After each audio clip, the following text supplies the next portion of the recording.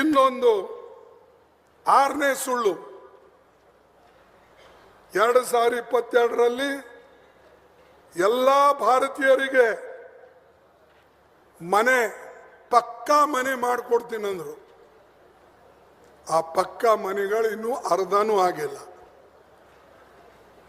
7ನೇ ಸುಳ್ಳು,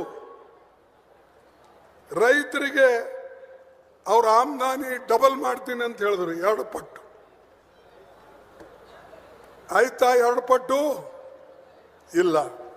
ಇದು ಅವ್ರದ್ದು 7ನೇ ಸುಳ್ಳು.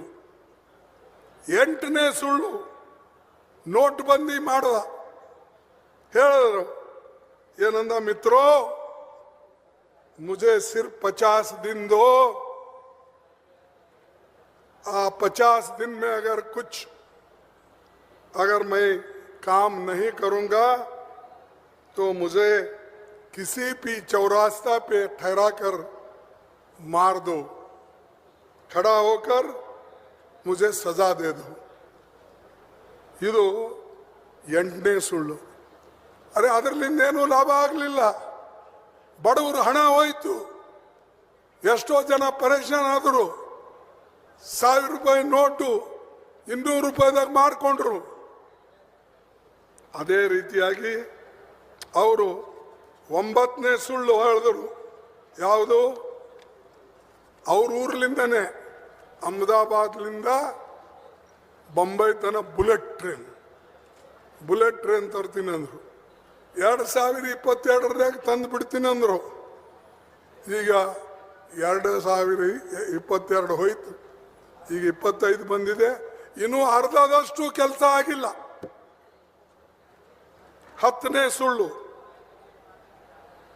PM ಕಿಸಾನ್ ಯೋಜನಾ ಇದು ಮಾಡಿದ್ರು.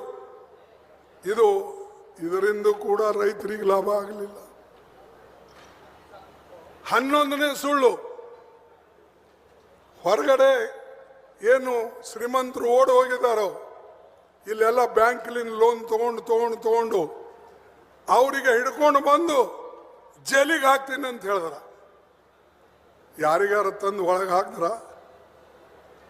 ಹಿಂಗೆ ಇವು 11 ವರ್ಷದಲ್ಲಿ ಮೋದಿ ಅವ್ರದ್ದು 11 ದೊಡ್ಡ ಸುಳ್ಳುಗಳು. ಇವು ಬಾಕಿವಂತೂ ಬಿಟ್ಬಿಡಿ, ಚಲ್ರೆ ಮೈ ಓ ಕರುಂಗ ಮೈ ಏ ಕರುಂಗ. ಈಗ ನಮ್ಮಲ್ಲೇ ರೈಲ್ವೆ ಬೋಗಿ ಇದೆ, ಅದನ್ನು ಮಾಡಿ ಅಂತ ನಾ ಪತ್ರ ಬರೆದು ಎಷ್ಟು ದಿವಸ ಆಯ್ತು.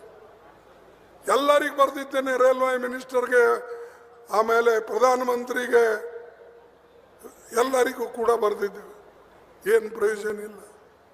ಅದೇ ರೀತಿಯಾಗಿ ಯಾವ್ಯಾವ ಅವರು ಮಾತು ಕೊಟ್ಟಿದ್ರು, ನ್ಯಾಷನಲ್ ಹೈವೇದಿರಲಿ, ರೈಲ್ವೆದಿರಲಿ, ರೈಲ್ವೆ ಬೋಗಿದಿರಲಿ, ಇಂಥ ಎಲ್ಲ ಕೆಲಸಕ್ಕೆ ನಾವು ಬರೆದಿದ್ದೇವೆ.